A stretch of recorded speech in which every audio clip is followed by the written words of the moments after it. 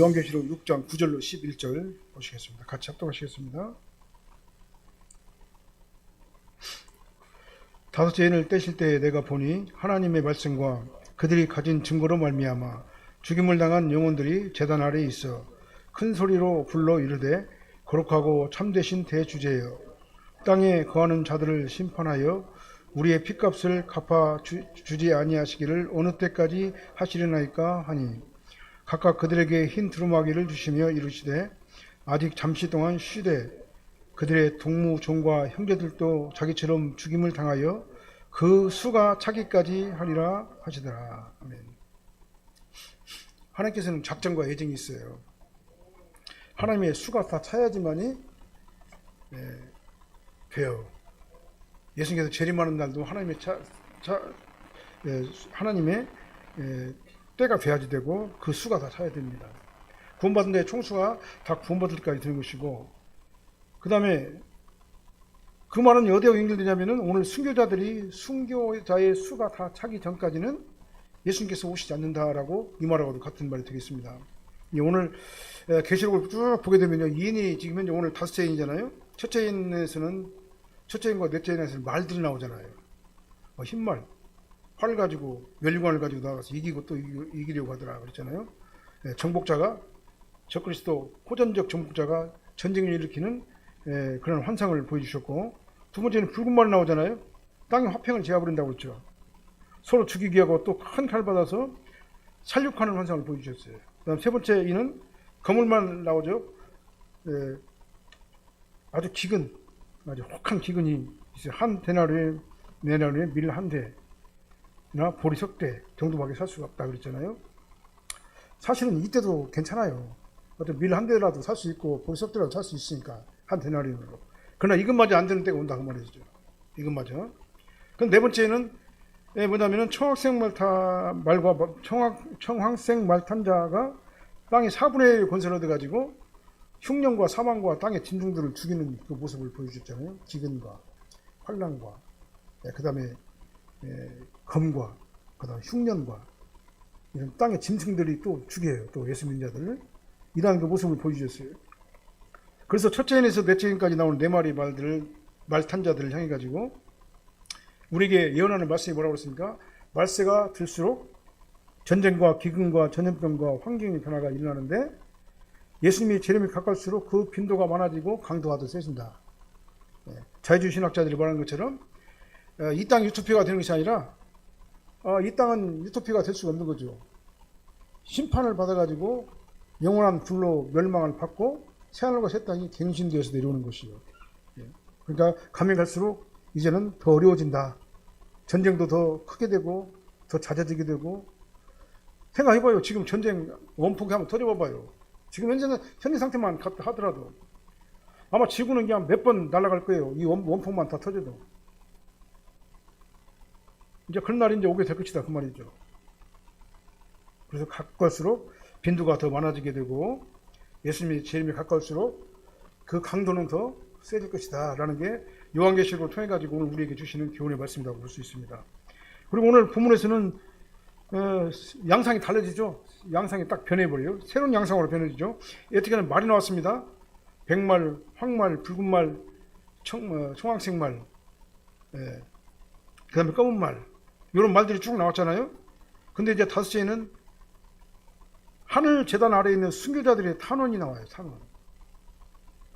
그 다음 여섯째는 지진과 우주의 대혼란의 모습이 나와요. 그래서 오늘 다섯 번째 인에 대한 말인데요. 9절 말씀 한번 읽어볼까요? 다섯째 인을 떼실 때에 내가 보니 하나님의 말씀과 그들이 가진 증거로 말미암아 죽임을 당한 영혼들이 제단 아래에 있어. 하나님의 말씀과 그들이 가진 증거가 뭡니까? 말씀하고 증거, 복음의 증거를 증거하다가 죽임을 당한 자, 다시 말하면 순교자들이죠. 순교자들의 영이 어디 있다고요? 하늘보다 제단 아래에 있다고 그랬습니다. 하늘보다 제단 아래에. 그래서 죽임을 당한 영혼은 예수 그리스도의 믿음을 지키다가 순교를 당한 사람이에요. 그들이 왜 순교를 당했습니까? 하나님 말씀과 그들이 가진 증거, 복음의 증거로 말미암아. 복음을 전하다가 지금 이제 죽임을 당했다 그 말이죠. 순교를 당한 거예요. 말씀 때문에 순교를 당하고 복음을 전하다가 순교를 당한 거예요. 그들에게 하나님의 말씀이 있었기 때문에 말씀을 거부하는 자들에게 의해 가지고 순교를 당한 거다 그 말입니다. 말씀이 있었고 말씀을 전하는 이 복음의 증거 때문에 순교를 당한 것이죠. 그러니까 하나님의 말씀이 그들을 감동하니까 죽음도 불사하고 어떻게 했습니까? 말씀을 전하다가 순교를 당하게 된 거예요. 스데반도 그랬잖아요. 돌에 맞아 죽으면서도 그의 얼굴이 천사처럼 빛났습니다. 그러니까 우리가 순교를 당한다는 것은요, 사실은 굉장히 힘들고 고통스러운 거잖아요. 누가 하려고 안 하잖아요. 누가 순교 당하려고 그래요. 그냥 편하게 예수 잘 믿고 그냥 한나라에 가기를 원하죠. 근데 오늘 본문에 보니까 순교 당하는 영들이 있는데, 순교 당할 때 그냥 있는 게 아니에요. 하나님께서 함께 하시니까 그 마음이 평강으로 딱 같아요. 얼굴이 환하게 빛이 나버리잖아요. 스데반도. 그리고 뭐라 합니까? 저들을 알지 못해서 그럽니다. 하늘나라의 비밀을 알지 못해서 그럽니다. 저들을 용서해 주시옵소서. 스데반은 죽어가면서도 용서해달라고 또 기도하고 있잖아요. 예수님하고 똑같이 지금 현재 그렇게 순교를 당하잖아요. 기도하면서. 순교라고 하는 것은 그러니까 내 연약이나 실수로 인해 가지고 내가 고집을 부리다가 죽임을 당하는 것은 순교가 아니죠. 순교는 하나님의 말씀 때문에 복음을 증가하다가 순교를 당하는 게 순교죠. 다른 게 순교가 아니죠. 우리가 환난이나 고통, 고난을 당하는 것도 마찬가지 아니겠습니까? 우리가 환난이나 고통을 당하는 것이 주의를 하면서 주의를 열심히 하다가 그것 때문에 우리가 환난이나 고통을 당하는 것을 그게 바로 순교죠. 순교적 고통이죠. 근데 내 연약이나 실수로 인해 가지고 내가 사업에 실패하고 돈 다 날려버리고 하나님만 불순종해 가지고 요나같이 그냥 고기 뱃속으로 그냥 들어가 버리고 그런 그 환난을 당하는 것은 그 순교적 고난이라고 볼 수 없는 것이죠. 하나님 말씀 때문에 복음을 전하다가 당하는 환난이나 고난이 바로 순교적 고난인 것입니다. 근데 우리는 어려운 일 당하면은 전부 다 내가 사람들이 볼 적에는 내가 혼란이나 고통을 당한다고 그래요. 순교적 고난으로 그냥 치환을 시켜버려요, 사람들이. 그러나 그 순교하고 순교적 고난하고 오늘 본문에서 말하는 순교적 고난하고는 관계가 없다라고 말씀드릴 수가 있습니다. 그래서 하나님 말씀 때문에 복음 증거 때문에 주의를 하다가 당하는 이 순교 결코 불쌍하거나 비참하거나 불행한 죽음이 아닌 것입니다. 왜냐하면 영원한 천국에서 하나님 보좌 바로 밑에 있는 거예요. 그러니까요. 하나님하고 가장 가까이 있을수록 그 영광이 가득 찰 것 아니겠습니까? 근데 하나님 보좌 바로 아래 있는 건 제단 아래. 보좌 제단 아래 바로 아래 있어요. 그래서 이들은 그들이 가진 증거 때문에 죽음을 당했는데 죽임을 당하고 난 다음에 어디에 있느냐? 보좌 아래 있는 거예요. 제단 아래 있는 거예요. 그 가진 증거라는 것은 법정 용어입니다. 법정에 끌려가서도 그들이 그냥 끝까지 굴복하지 아니하고 그 복음을 증거했다 그 말이에요. 역사, 살아계신 하나님의 역사, 하나님께서 성령 생명으로 역사하시는 하나님, 전능하신 하나님을 증거하다가 그들이 죽임을 당한 것입니다. 이게 복음 증거의 능력인 것이죠. 그게. 우리가 보면은요, 히브리서에 보면 잘 나와 있잖아요. 어떤 사람들은 톱으로 잘려 순교를 당하잖아요. 어떤 사람들은 복음을 전하다가 십자가에 거꾸로 매달려 배도같이 죽잖아요. 순교당하잖아요. 제자들 보면 다 순교당했어요. 왜 제자들이 다 어디 있어요? 하나님 보좌 아래, 제단 아래 있는 거예요. 지금 현재. 여러 가지 모양으로 보니까 고난을 당했는데 무엇 때문에? 하나님의 일을 하다가 복음을 전하다가 하나님의 말씀 때문에 복음의 증거 때문에 그들이 순교를 당한 게 순교인 거예요. 다른 게 순교가 아니라. 그래서 이러한 순교자들의 피가 바로 하늘 제단 아래에 있다라고 말씀하고 있습니다. 하늘 제단 아래에 있단 말이 그럼 뭔 말이에요? 희생제물이 번제단에 딱 위에 받쳐지잖아요. 희생제물이 번제단에 딱 받쳐지게 되면은 그 피가 어떻게요? 번제단으로 흘러내리잖아요. 번제단으로 뿌려지고 있죠. 그 제단 아래에 있는 뿌려진 피가 바로 순교자의 영혼들이라고 말하고 있는 겁니다. 그러니까 순교자의 이 죽음이 산 제물로 하늘 제단에 올려졌다 그 말이에요. 올려져 가지고 그 흘린 피가 제단 아래에 있는 거예요. 그러니까 순교자의 영이 하늘보좌 제단 아래에 있다고 이렇게 말한 거예요. 얼마나 상급이 큰가를 몰라요. 하나님하고 하나님의 영광의 빛이 얼마나 강력하게 그들을 감싸고 있는지를 모릅니다. 그들은 그러니까 거기서 어떻게 합니까? 안식하는 겁니다. 안식하는 거예요. 그래서 순교자들의 이 순교적 정체성을 우리는 본받아야 될 줄로 믿습니다. 말로만 본받는 것이 아니라 사실은 본받아야 되는데, 근데 실제로는 그렇지 않잖아요. 우리나라 신사참배할적에도, 예? 신사참배 합충 측에서도 마찬가지고 통합 측에서도 마찬가지고, 신사참배를 조선 기독교 총연합회에서 어떻게 했습니까? 신사참배는 우상숭배가 아니라고 그냥 결론 당에서 총회에서 결정을 해버렸잖아요. 그래서 교회마다 신사참배를 다 했어요. 예. 그 신사참배를 거부한 그 재단들도 물론 있었죠. 이렇게 숨기가 어려운 것입니다. 우리도 마찬가지입니다. 어려운 일 당할 적에 예수를 믿고 예수 안에서 우리가 있어야 되는데, 이런 그 순교적인 어떤 그 상황, 이런 그 상황이 왔을 적에 우리는 어떨 것인가, 우리의 신앙은 어떤 신앙인가, 우리가 다시 한번 돌아봐야 될 줄로 믿습니다. 그래서 순교자의 정체성을 본받아야 된다. 막다른 길에서 내가 죽을 고비 했을 때 누구를 붙잡아야 되느냐? 오직 예수님만 붙잡아야 된다. 예수님만 의지해야 된다. 어려운 환경을 당할지라도 예수님을 부르면서 우리가 천국에 가야 되지 않겠습니까? 이게 바로 순교적 정체성인 거예요. 그래서 우리는 뭘 가지고 있어야 되냐? 순교적 정체성을 가지고 신앙생활을 해야 된다, 그 말입니다.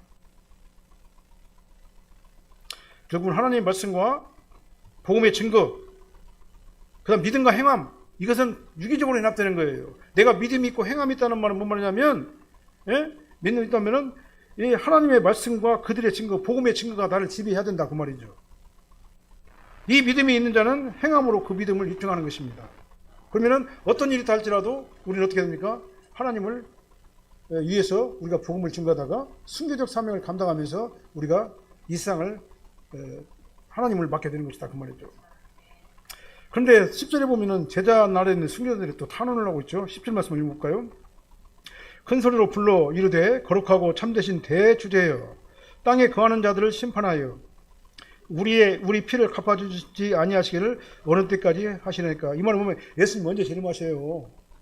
언제 재림하셔가지고 심판주로 다시 오셔가지고 온 악한 자들을 다 물리치고 이 천국의 영원한 천국을 갖다 이루게 할 날이 언제냐, 그 말이죠.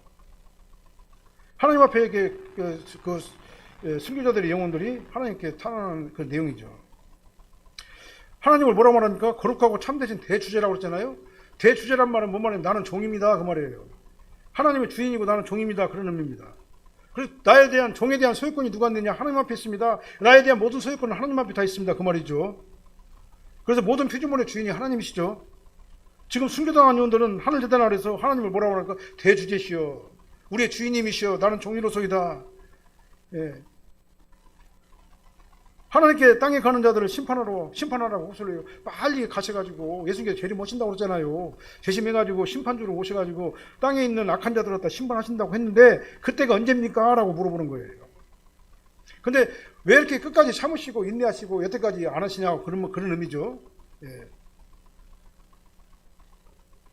그래서 승리하게 되는 그날이 언제냐라고 그렇게 말한 겁니다. 그래서 예수님의 재림의 날이 빨리 오기를 그들은 기다리고 있어요. 왜 그냥 예수님이 재림하게 되면 천국 열려버리잖아요. 그죠? 천국 열려버리잖아요. 그래서 우리 이 땅에 살면서 믿음으로 우리가 살다가 원치 않는 환난이나 핍박을 당하게 되면 어떻게 해야 되겠나라고 생각을 해보니까 우리는 절망과 고통이 가득한 이 세상을 바라볼 필요가 없어요. 이 세상 바라보면 힘들어요. 막 너무나 괴로워요. 힘든 것 뿐이에요. 막 자녀들 생각도 그렇고, 우리 앞길 생각에도 그렇고, 내 몸이 막 건강 상태도 그렇고, 여러 가지 보게 되면 힘들고 어려운 것 뿐이 없어요. 그렇지 않습니까? 그러니까 우리는 그걸 다 버려버려야 돼요. 우리가 죽으면 하늘나라에 간다. 내가 죽으면 하늘나라에 간다. 하나님 하늘나라에 가서 예수님과 함께 영원한 평강을 갖다 누리게 된다. 우리는 하늘재단을 바라봐야 될 줄로 믿습니다. 세상 바라보지 말고 하늘재단을 바라봐야 될 줄로 믿습니다. 그렇다면은 이 세상에 사는 어떤 고난이나 시련 같은 거 다 극복할 수 있을 거예요. 왜 그러냐? 우리 시민권은 천국에 있기 때문에 그렇습니다. 그래서 이 세상의 삶이 잠시 잠깐이라는 것을 우리는 항상 인식을 해야 된다. 이 세상의 삶이 막 영원 무궁한 것처럼 막 끄집어 당기고 막 채우고 막 해서 막 자기 거 만들고 다 써놔봤자 뭐 되고 아무것도 아니죠. 욕심 부릴 필요가 없다는 얘기죠.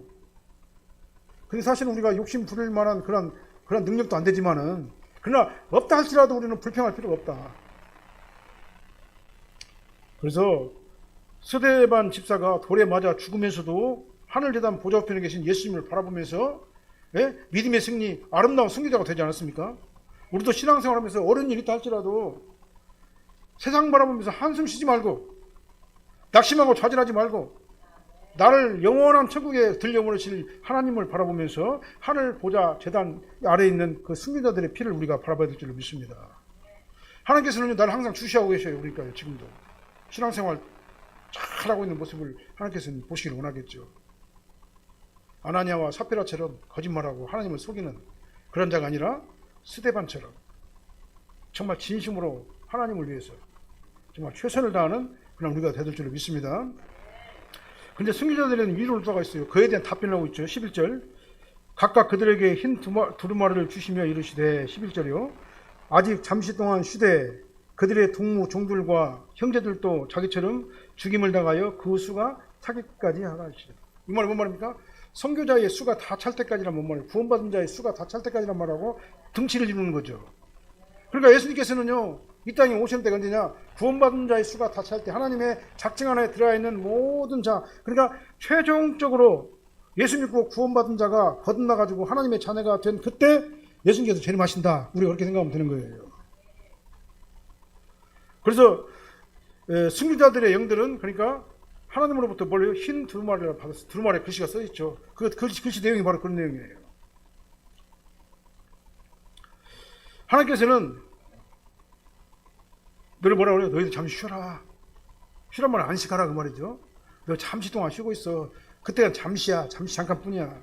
이제 잠시 되면은 내가 이 일을 다 이루고 이제 심판주로 내려가가지고 심판하고 영원한 천국을 열리게 할 거야 라고 말씀하고 있는 거죠. 자, 쉬란 말은 뭡니까? 안식하라, 기다리라. 근데 언제요? 잠시 동안. 하나님의 시간은 말이죠. 잠시예요. 하나님의 시간은요 어제나 오늘나 영원토록 동일한 시간이에요. 과거, 현재와 미래가 동일합니다. 네. 잠시라는 의미가 바로 그겁니다. 하나님께서 원하시는 그때 지체 없이 그 일을 갖다 이루신다 그 말입니다. 그래서 하나님의 작정 안에 있는 모든 시간들은요 잠시입니다. 영원하면서도 잠시예요. 그래서 그 추가 다 차게 되면 예수님께서는 지체 없이 하나님께서 작정하신 그때에 오실 것이다 그 말입니다. 그리고 그 후에는 최후 심판이 있다 그 말입니다. 그래서 우리는 이러한 사실을 알고 정말 우리가 미지근한 신앙 가질 필요가 없잖아요. 정말 죽으면 천국 가는 것이지. 우리는 이미 구원받았고 선택받은 자들 아닙니까? 예수 믿고 구원받고 선택받은 자들이잖아요. 우리 원죄 문제는 해결됐잖아요. 우리가 성화는 좀 해결 통해가지고 날마다 우리가 육신에 연약해가지고 성화는 좀 해결 날마다 하지만 그럼에도 불구하고 구원의 문제는 다 끝났잖아요. 그럼 우리는 뭘 두려울 것 하나도 없다는 얘기죠. 이 땅에서 우리는 전적으로 주님만 의지하고 주님만 바라보고 정말 예수 그리스도 안에서 우리가 살다가 우리가 가면 되는 거예요. 그래서 이 땅에서 우리는 낙심하거나 좌절할 필요가 없다. 이 순교자들의 이 탄원과 같이 이제 잠시 잠깐 오면은 하나님께서 우리를 갖다 부르러 오실 때가 온다. 그래서 우리 인간의 역사를 볼 적에는 길은 것 같아요. 근데 하나님께서 보면은 잠시 잠깐이에요. 우리 인생이 100년이 막 굉장히 길은 것 같지만 지나고 나니까 잠시 잠깐이잖아요. 그렇습니다. 우리는 이제 잠시 잠깐 후면은 영원한 세상에 들어갈 거예요. 그러니까 이 땅에서 있는 여러 가지 힘들고 어려운 것들을 다 잊어버리시고 다 이겨버리시고 그런 것 때문에 고통 고난 당할 필요가 없다는 얘기죠. 전적으로 주님만 의지하고 따라가시를 예수님을 소원합니다. 이 땅에서 성도로 살면서 하늘 재단을 바라보면서 성도로 살지만 이 땅에서 내가 살고 있지만 하늘 재단을 바라보면서 우리가 영원한 천국 소망을 가지고 우리가 이 땅에서 성도답게 아름다운 삶을